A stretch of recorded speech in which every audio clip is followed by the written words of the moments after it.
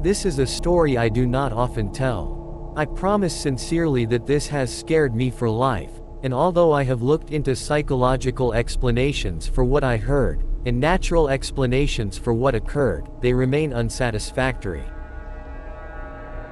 When I was a child, I was scared of the dark. I swore to my mother I heard voices in it. They were not evil, but they were not familiar, and so they scared me.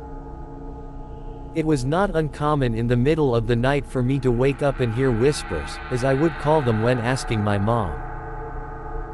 She figured they were just bumps in the night, and typical kid's nightmare material. I tried often to explain to her that it was more than that. That they sounded different from one another the way people's voices do. On some nights, I would get so scared from these whispers that I would sleep in my mom's bed with her. It was an added bonus that the bathroom was directly outside of her bedroom door for my late-night tinkles.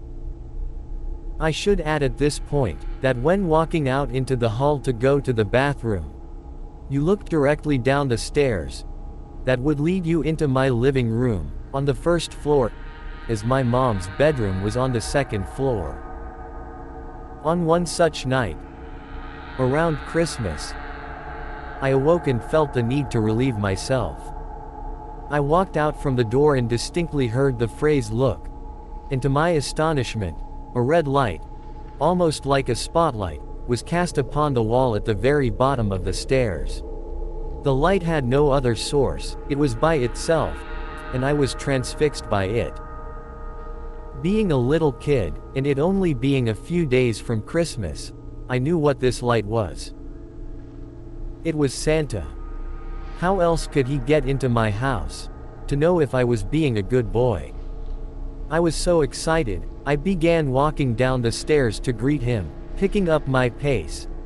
After the second step as it began to creep off the wall and fade into the darkness in my living room. That's when I heard him. A very strong, masculine voice. Different from the first. Not at all like my father's, not to say he isn't masculine. It was just distinctly different. It said, "Stop right now. Go back up those stairs." I listened, and turned around, and what happened next I am not sure. I would believe if someone had told me this same story. After reaching the top of the stairs, I heard a very loud crash that sent me running back to my mother's bed, where I jumped straight under the covers and stayed there the whole night. When we awoke the next morning, the poinsettia lights, little Christmas flower lights that glowed red, that my mother had put on the railing down the stairs were pulled straight down to the bottom of the stairs, some broken from what seemed like a forceful tear, laying in a single pile. The dry sink in my living room had fallen from the wall. My mother could not explain it. My father was worried we had been the victims of a home invasion. And my sister was crying. There was nothing missing.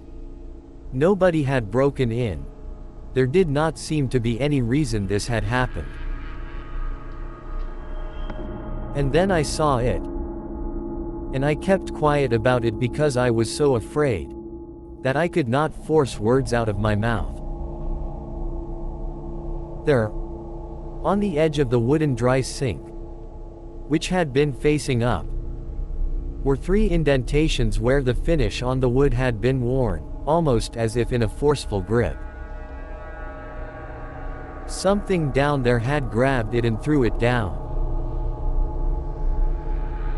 That was what the bang was. I was mortified.